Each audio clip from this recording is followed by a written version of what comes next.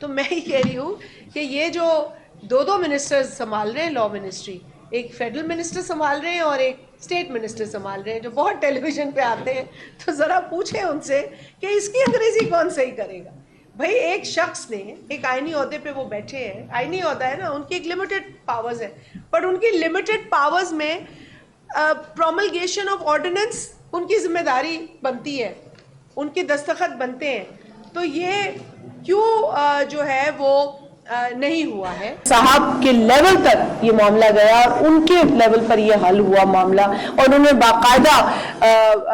Pakistan Peoples party کے chairman کے ساتھ ایک پریس کانفرنس کی اور یہ یقین دلایا کہ کوئی بھی فیصلہ جو ہے بغیر کنسنسس کے نہیں ہوگا اور اس طرح کے حالات جو ہے اس کے متحمل نہیں ہیں۔ تو دیکھیں یہ چیز بھی عوام کے ایشو تھا نا، تو ہم ہر ایشو جو عوام کا ہے اسے اٹھاتے ہیں، تنقید کریں۔ پیپلز پارٹی پہ تو تنقید بیجا بہت ہوتی ہے، اور جب آپ کو پتہ ہے کہ جب 27ویں آئینی ترمیم کے وقت پہ بھی یہ تنقید پاکستان پیپلز پارٹی پہ ہو رہی تھی کہ 18ویں ترمیم کمپرومائز ہو رہی ہے، تو یہ پاکستان پیپلز پارٹی تھی اور یہ پاکستان پیپلز پارٹی کے چیئرمین تھے، اور یہ پاکستان پیپلز پارٹی ہی تھی جس نے واحد جماعت جس نے اپنی سینٹرل ایگزیکٹو کمیٹی کی میٹنگ 2 روزہ میٹنگ بلائی، 2 روزہ میٹنگ کے دونوں دن اختتام پر جو پریس کانفرنس ہوئی اس سے خطاب پارٹی کے چیئرمین نے کیا، پارٹی کے اسپوکس پرسن سے نہیں کیا، چیئرمین نے خود جا کے کیا۔ انہوں نے لوگوں کو آپ کے تھرو اعتماد میں لیا کہ ہم جو بھی کریں گے وہ عوام کے حق میں ہوگا۔ ہم نے 18ویں ترمیم کو بیک نہیں ہونے دیا، ہم نے کوئی ایشو جو صوبائی ڈومین میں چلا گیا تھا اسے واپس نہیں ہونے دیا، ہم نے نیشنل فائنانس کمیشن ایوارڈ میں جو صوبہ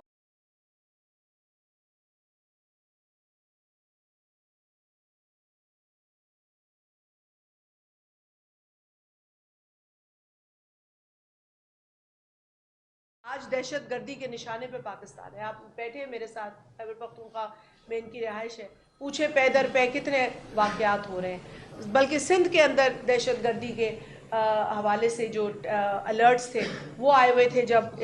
سی ایم کے پی آئے تھے وہاں پر، تو وہ بھی سی ٹی ڈی کے پاس رپورٹس تھیں۔ تو بہت سارا جو ہمارے اوپر اس وقت پریشر ہے وہ پاکستان کے اندر استحکام، امن اور پاکستان کی ترقی کا ہے، تو ہمیں زیادہ اس کا ہے۔ ہمیں آپ تنقید کا نشانہ بنائیں گے، ہم جواب ضرور دیں گے، ہم اپنا کام کریں گے۔ جیسے میری بہن نے کہا کہ ایگریکلچر کے اوپر بھی پاکستان پیپلز پارٹی آواز اٹھاتی ہے۔ سندھ کے اندر جو ہاری کارڈ ہیں، جو بے نظیر ہاری کارڈ ہیں، یا جو خواتین کے حوالے سے اسکیمز ہیں، یا جو مطلب باتیں تو بہت کی جاتی ہیں، بے نظیر انکم سپورٹ پروگرام جو 2008 میں شروع کیا گیا جس کو قانونی شکل دی گئی، وہ بھی پیپلز پارٹی کا ایک منصوبہ تھا جس سے کہ پورے پاکستان میں جو غریب ترین گھرانے ہیں وہ فائدہ اٹھا رہے ہیں۔ تو یہ ہر ایک کے لیے پروگرام تھا۔ تو جب پیپلز پارٹی آتی ہے وہ پرو پیپل پروگرامز لاتی ہے، پرو پور پروگرامز لاتی ہے، اور وہ لاتی رہے گی، لیکن اس وقت جو پاورز کوریڈور پہ بیٹھے ہم ان سے مطالبہ کرتے رہیں گے۔ جی آگے میں بھی یہ فرما دیے گا، کسی بھی جمہوری ملک میں کہ صدر کے دستخط کے بغیر آرڈیننس جاری ہونا کتنا بڑا جرم ہے؟ کیا آپ وفاقی وزیر قانون کے استعفے کا مطالبہ کریں گے؟ اور دوسرا، اسلام آباد میں متعدد بار بلدیاتی انتخاب ملتوی کیے جاتے ہیں اور ایک دفعہ پھر ملتوی کیے جا رہے ہیں، تو اس پہ کیا کہیں؟ دیکھیں میں بلدیاتی پہ تو سیکرٹری جنرل کو بھی کہوں گی کہ وہ بھی تھوڑا سا رائے اپنی دیں، لیکن جہاں تک سیکرٹری جنرل صاحب نے میرے خیال بات کی ہے وہ بڑی امپورٹنٹ بات ہے اور وہ غور طلب بات ہے جو انہوں نے کہی ہے کہ آپ صرف یہ نہیں کہہ سکتے کہ آپ نے یہ ڈاکیومنٹ ابھی پڑھا ہے، میں خان صاحب لے رہی ہوں، یہ ابھی انہوں نے جو پڑھا ہے، پہلے تو دیکھیں ایک آرڈیننس پاکستان کی تاریخ میں یہ پہلی مرتبہ ہوا ہے کہ جیسے میں نے کہا کہ کالے قانون کی بھی ایک تاریخ ہے، بڑے قوانین، کالے قوانین آئے ہیں، لیکن ان کالے قوانین کی تاریخ میں بھی یہ تاریخ پہلی تھی کہ ایک آرڈیننس آ گیا جس میں صدر کا اپروول ہی نہیں ہے، ان کا دستخط ہی نہیں ہے اور پروملگیٹ ہو گیا۔ یہ پہلی مرتبہ ہوا ہے۔ یہ صرف نیگلیجنس نہیں ہے، یہ کرمنل نیگلیجنس ہے، اور ایک کرمنل نیگلیجنس کو کیسے ڈیل کرنا چاہیے یہ لا منسٹر صاحب کو بخوبی اس کا علم ہوگا، مجھے ان کو یاد دلانے کی ضرورت نہیں ہے۔ صرف یہ کہہ دینا کہ جی یہ ایرر ہو گیا تھا، یہ ایک مس انڈرسٹینڈنگ تھی، آئی ڈونٹ تھنک اٹس انف۔ آپ ایک ایسا پریسیڈنٹ قائم کرنے جا رہے تھے جو ملک کی تاریخ پر ایک بڑا بدنما داغ بن کے رہتا، اور وہ آج بھی رہے گا اگر ابھی آپ اس کی انویسٹیگیشن نہیں کرائیں گے، جس طرح کہ کہا سیکرٹری جنرل صاحب نے کہ اگر آپ اس کی انویسٹیگیشن نہیں کرائیں گے، اس کے پیچھے جو لوگ ملوث تھے ان پر ایکشن نہیں لیں گے، اور اگر اس کی ذمہ داری وزیر قانون خود لیتے ہیں تو پھر وہ اپنے لیے ہی سزا بتا سکتے ہیں کہ کیا ہونی چاہیے، لیکن اس کی باقاعدہ انویسٹیگیشن اور اس کی رسپانسبلٹی جس پر ڈالنی ہے وہ بنتی ہے۔ صرف آئیں بائیں شائیں جواب سے میں نہیں سمجھتی مسئلہ حل ہوتا ہے۔ یہ بہت غلط روایت ہے جو ڈالنے کی ناکام کوشش کی گئی ہے، اور جب پھر اس کے بعد ایک نوٹیفیکیشن ہمارے سامنے آتا ہے، وہ یہ آتا ہے کہ جی in terms of Article 89(2)(b) of the Constitution of Islamic Republic of Pakistan, the President is advised to withdraw the Special Economic Zones Amendment Ordinance 2026 whatever۔ تو وہ withdraw کیسے کریں گے جب انہوں نے اپروو ہی نہیں کیا؟ وہ withdraw کیسے کریں گے جب انہوں نے سائن ہی نہیں کیا؟ تو اس کی بھی تو انگریزی غلط ہے نا، یہ بھی تو غلط ہے، یہ بھی کس نے لکھ کے دے دیا ہے؟ تو میں ہی کہہ رہی ہوں کہ یہ جو دو منسٹرز سنبھال رہے ہیں لا منسٹری، ایک فیڈرل منسٹر سنبھال رہے ہیں اور ایک اسٹیٹ منسٹر سنبھال رہے ہیں، جو بہت ٹیلی ویژن پہ آتے ہیں، تو ذرا پوچھیں ان سے کہ اس کی انگریزی کون صحیح کرے گا؟ بھائی ایک شخص نے ایک آئینی عہدے پہ وہ بیٹھے ہیں، آئینی عہدہ ہے نا، ان کی ایک لمیٹڈ پاورز ہے، بٹ ان کی لمیٹڈ پاورز میں پروملگیشن آف آرڈیننس ان کی ذمہ داری بنتی ہے، ان کے دستخط بنتے ہیں، تو یہ کیوں جو ہے وہ نہیں ہوا ہے، وہ کیوں ابھی تک نہیں بتا پائے ہیں؟ دو منسٹر سنبھال رہے وزارت کو، اور دونوں منسٹرز نہیں بتا پا رہے کہ بھئی اصل میں مسئلہ کیا ہوا تھا۔ اور جہاں تک لوکل باڈیز کے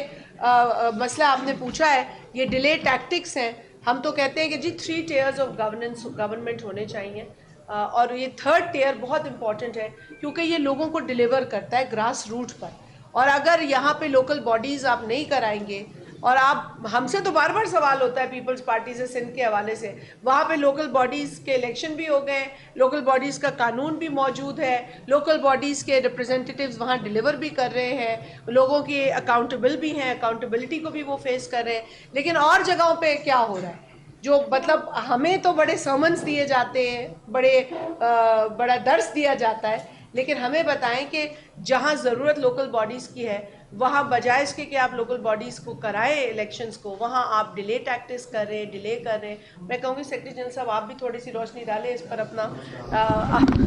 اپنی رائے دیں اس پر، یہ بڑا اہم ایشو ہے۔ آپ بھی سوال لے لیں، دے دیں جی۔